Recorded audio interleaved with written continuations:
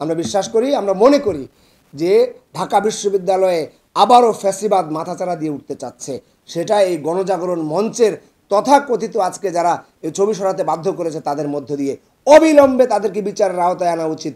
আসসালামু আলাইকুম রহমতুল্লাহ। জুলাই আগস্টের 1 বছর পূর্তি উপলক্ষে আজকে গোটা জাতি যখন ঐক্যবদ্ধ একসাথেই জুলাই আগস্টের এই বিজয় উদযাপন করছে, ঠিক সেই মুহূর্তে অত্যন্ত দুঃখজনক একটি ঘটনা ঢাকা বিশ্ববিদ্যালয়ের টিএসসিতে ঘটে গেল। এই ঘটনাটি নিছক কোনো ঘটনা নয়, এটি নিঃসন্দেহে আমরা মনে করি ফ্যাসিবাদের দোসরদের একটি ষড়যন্ত্রেরই অংশ। যারা আজকে সেখানে জাতীয় নেতৃবৃন্দ, বিশেষ করে মাওলানা মতিউর রহমান নিজামী, আলী আহসান মোহাম্মদ মুজাহিদ সহ জাতীয় যে নেতৃবৃন্দ যাদেরকে ষড়যন্ত্রমূলকভাবে ফাঁসি দেওয়া হয়েছে এবং একটি জুডিশিয়াল কিলিংয়ের মাধ্যমে যে বিচার প্রক্রিয়া নিয়ে গোটা বিশ্বব্যাপী বিতর্ক তৈরি হয়েছে, আন্তর্জাতিকভাবেও যে বিচারটি প্রশ্নবিদ্ধ, যেটি বাংলাদেশের ইতিহাসে একটি অবিচার নামে ইতিমধ্যেই সর্বমহলে এটি সমাদৃত হয়েছে একটি অবিচার হিসেবে। বর্তমান বাংলাদেশের আপিল বিভাগের যে সর্বশেষ যে রায় হয়েছে, এটি মাজহারুল ইসলাম ভাইয়ের খালাসের রায়ের মূল্যায়নও বিগত রায়গুলো নিয়ে কিন্তু কথা বলা হয়েছে। সেখানে বলা হয়েছে এটি বিচারের নামে অবিচার হয়েছে এবং মূলত বিচার প্রক্রিয়াটা কি প্রশ্নবিদ্ধ করে দেওয়া হয়েছিল এই বিচারের মধ্য দিয়ে, যেখানে সাক্ষীগুলো সাজানো, যাদেরকে সেফ হোমে নিয়ে বুঝিয়ে শুনিয়ে সাক্ষ্য দেওয়ার ব্যবস্থা করা হয়েছে, যেখানে সুখরঞ্জন বালির মতো একজন হিন্দু মানুষকে আল্লামা দেলাওয়ার হোসেন সাঈদীর পক্ষে সাক্ষ্য দিতে আসা তাকে আদালত প্রাঙ্গণ থেকে প্রকাশ্যে তুলে নিয়ে যাওয়া গিয়ে গুম করা হয়েছিল, যে বিচার প্রক্রিয়ায় স্কাইপ কেলেঙ্কারির মতো একটি ন্যাক্কারজনক ঘটনা ঘটানো হয়েছে। এমন অসংখ্য ঘটনা এই বিচার প্রক্রিয়ার সাথে জড়িত রয়েছে। তেমন একটি বিচার প্রক্রিয়া যা আওয়ামী সরকারের সাজানো একটি বিচার, এবং এই বিচার প্রক্রিয়ার সবচেয়ে বড় ত্রুটি আব্দুল কাদের মোল্লার রায়ের মধ্য দিয়ে প্রকাশিত হয়েছে, যে মামলার রায় পরিবর্তন হয়েছে গণজাগরণ মঞ্চের আন্দোলনের মাধ্যমে, যে গণজাগরণ মঞ্চ সরকারের পৃষ্ঠপোষকতায় হয়েছে, যে গণজাগরণ মঞ্চে আওয়ামী লীগ, স্বেচ্ছাসেবক লীগ, যুবলীগ এবং বাম ছাত্র সংগঠনগুলো, বিশেষ করে যারা ইসলামকে পছন্দ করে না, বামপন্থী যারা ছিল, যে গণজাগরণ মঞ্চে তারা ছিল প্রধান নিয়ামক শক্তি।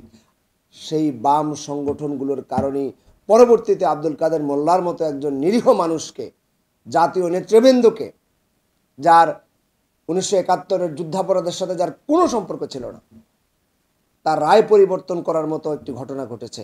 আজকে জুলাই আগস্ট অভ্যুত্থানের পর প্রথম বার্ষিকীতে যেখানে জাতীয় ঐক্যবদ্ধ, যেহেতু ফ্যাসিবাদী আমলে এই নেতৃবৃন্দ ফ্যাসিবাদের জুলুমের শিকার হয়ে বিচারিক হত্যাকাণ্ডের শিকার হয়েছেন, আজকে তারা জুলাইয়ের এই আন্দোলনের তারাও নিয়ামক শক্তি ছিলেন, তারাও এই আন্দোলনে তাদের অবদান কোনো অংশে কম নয়। যেহেতু যারা জুলাইয়ে জীবন দিয়েছেন, আমরা মনে করি মাওলানা মতিউর রহমান নিজামী থেকে শুরু করে এই নেতৃবৃন্দ ও জুলাইয়ের এই আন্দোলনের অংশীদার, কারণ তাদেরকেও জীবন দিতে হয়েছে।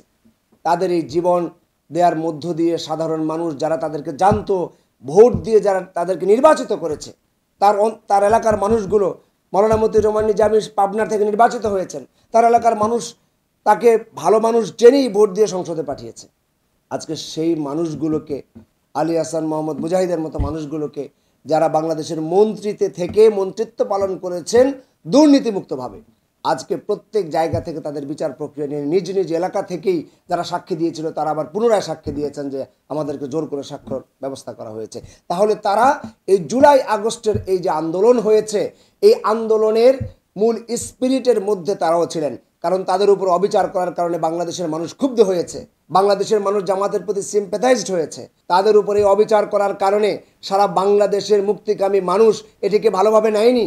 আল্লামা দেলাওয়ার হোসেন সাঈদীর বিরুদ্ধে অবিচারের রায় দেওয়ার পর সারা বাংলাদেশে প্রায় 2 শতাধিক মানুষ জীবন দিয়েছেন। তাহলে এমন ব্যক্তিদের ছবি যদি টিএসসির মতো জায়গায় স্থান দিতে গিয়ে বামরা এই আজকে বাধা দিয়েছে, তারা ছবি সরিয়ে ফেলেছে, আমরা মনে করি এটি আওয়ামী ষড়যন্ত্রের অংশ।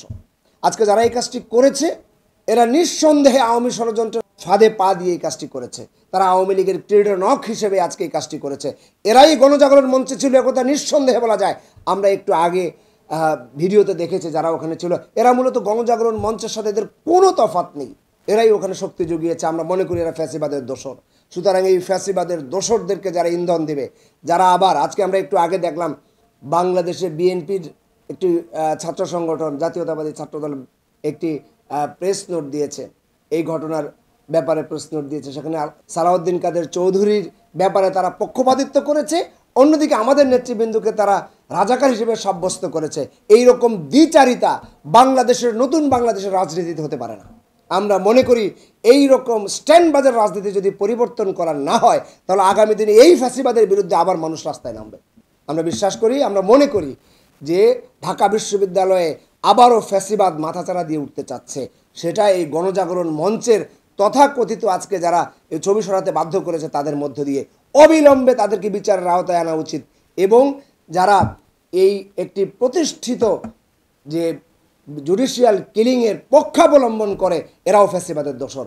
সুতরাং ফ্যাসিবাদের এই দোসরদেরকে চিহ্নিত করে অবিলম্বে ঢাকা বিশ্ববিদ্যালয়ে জুলাই আগস্টের এই যে নায়ক যারা ছিলেন তাদের সাথে মাওলানা মতিউর রহমান নিজামী থেকে শুরু করে যাদেরকে অন্যায়ভাবে ফাঁসি দেওয়া হয়েছে তাদের ছবি পুনঃস্থাপন করে ঢাকা বিশ্ববিদ্যালয় কর্তৃপক্ষ এবং যারা আজকে এই কাজ করেছে তাদেরকে ক্ষমা চাইতে হবে এবং ঢাকা বিশ্ববিদ্যালয় কর্তৃপক্ষকে এটি অবশ্যই পুনঃস্থাপনের জন্য ব্যবস্থা গ্রহণ করতে হবে। আমরা আশা করি আগামী দিনের বাংলাদেশ ঐক্যের বাংলাদেশ হবে। এই ঘটনা জুলাই আগস্টের 1 বছর পূর্তির এই দিনে মূলত এই গণজাগরণকে, এই আনন্দের দিনটিকে ম্লান করে দেওয়ার জন্য ষড়যন্ত্রমূলকভাবে করা হয়েছে। আমরা এর তীব্র নিন্দা এবং প্রতিবাদ জানাচ্ছি। অবিলম্বে এর জন্য তাদেরকে ক্ষমা চাইতে হবে, অন্যথায় তাদেরকেও বিচারের মুখোমুখি করার জোর দাবি জানাচ্ছি। সবাইকে ধন্যবাদ।